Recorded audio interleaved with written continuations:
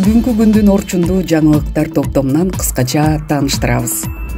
Баткенде 2 жашар кызды комага түшкөнчө сабаган деп өгөй атасы кармалды.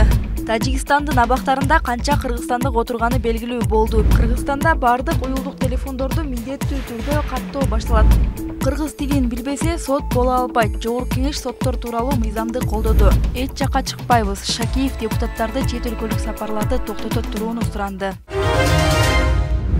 Баткенде 2 жашар кызды комага түшкөнчө сабаган деп өгөй атасы кармалды. Баткенде 2 жашар кыз эс учу жоголгончо сабалганына шектелип, анын өгөй атасы кармалды. Бул тууралуу Баткен ОИПтин маалымат кызматы билдирди. Маалыматка ылайык, наристе ооруканага 7-июнь күнү түшкөн. Саламаттыкты сактоо министрлиги учурда кыз жасалма дем алдыруу аппаратына туташтырылып, комада жатканы маалымдалды. Мээнин жабык жаракаты, мээнин чайкалышы деген диагноз коюлду. Абалы өтө оор деп бааланууда, деп билдирди ведомстводон. Милиция кылмышка шектүү деп наристенин 40 жаштагы өгөй атасын кармады. Ал Бужум айылынын тургуну экени, убактылуу кармоочу жайга киргизилгени айтылды. Тажикстандын абактарында канча кыргызстандык отурганы белгилүү болду. Бүгүн 12-июндагы жогорку кеңештин жыйынында депутат Миргүл Темирбаева чет мамлекеттердин абактарында отурган кыргыз жарандары тууралуу маселе көтөрдү. Парламенттик отурумда Кыргыз Республикасынын айрым мыйзам актыларына өзгөртүүлөрдү киргизүү жөнүндө мыйзам долбоору 2-окууда каралып жаткан. Ал алгач коңшу Тажикстандын абактарында канча кыргыз жараны бар экенине кызыкты. Учурда Тажикстандын аймагында соттолгон канча Кыргызстандын жарандары бар. Аларды экстрадиция аркылуу Кыргызстанга алып келүү боюнча кандай жумуштар жүрүп жатат, деди Темирбаева. Юстиция министрлигинин орун басары Орузбек Сыдыков 25 кыргыз жараны бар экенин айтып жооп берди. Эл өкүлү Түштүк Кореяда кыргызстандык эмгек мигранттары көп экенин белгилеп, ал жактагы абалды сурады. Сыдыков аталган өлкөнүн абактарында 8 кыргыз жараны жазасын өтөп жатканын айтты. Андан соң депутат айым кыргызстандык эмгек мигранттары Европа өлкөлөрүнө көп кетип жатканын айтып, батыш өлкөлөрү менен дагы экстрадиция маселесинде сүйлөшүүлөрдү алып барууну сунуштады. Кыргызстанда бардык уюлдук телефондорду милдеттүү түрдө каттоо башталат. Кыргызстанда 25-июндан тарта бардык уюлдук телефондорду милдеттүү түрдө каттоо башталат. Мамлекеттик салык кызматынан билдиришкендей, мындай чаралар министрлер кабинети тарабынан 2022-жылы бекитилген тартипке ылайык көрсөтүлүп жатат. Жергиликтүү байланыш операторлорунун сим-карталары менен активдештирилген телефондор мамлекеттик идентификациялоо системасында катталган. Бирок өлкө ичинде мобилдик аппараттарды алып келип саткандар чектөөлөрдүн алдын алуу үчүн аларды тез арада каттоодон өткөрүшү керек.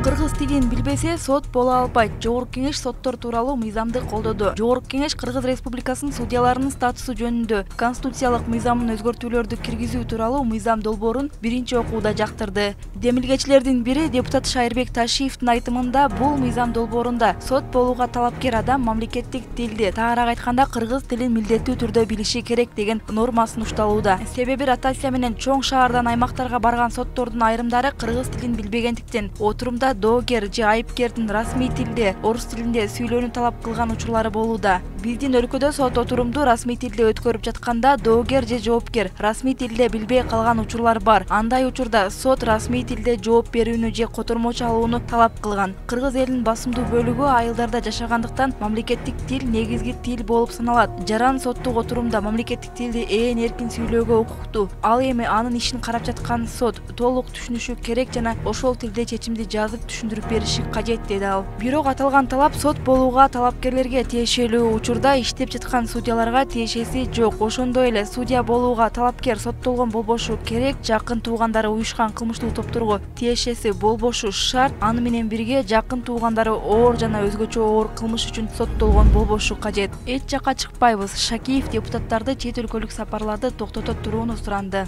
Бүгүн 12-июнда жогорку кеңештин жыйынынын башында төрага Нурланбек Шакиев депутаттарга кайрылуу жасап, аларга чет өлкөлүк иш сапарларды токтотуп турууну суранды. Жогорку кеңештин кезектеги сессиясынын аякташына бүгүнкүнү эсепке албаганда 5 пленардык жыйын калды. Аларда өлкө, эл, мамлекеттин тагдыры үчүн кабыл алынуучу мыйзам долбоорлор, маанилүү документтер бар. Андыктан баарыңыздарды активдүү иштеп берсеңиздер. Алдын ала айтып коеюн, дүйшөмбүдөн баштап бардык чет өлкөлүк иш сапарларга чек коюлду. Өтө маанилүү бир-экөө эле болбосо бардыгын токтотобуз. Эч жакка чыкпайбыз. 3 жума активдүү иштеп, мамлекеттин тагдырын чечип бере турган мыйзамдарга активдүү катышып берүүңүздөрдү суранам, деди Шакиев.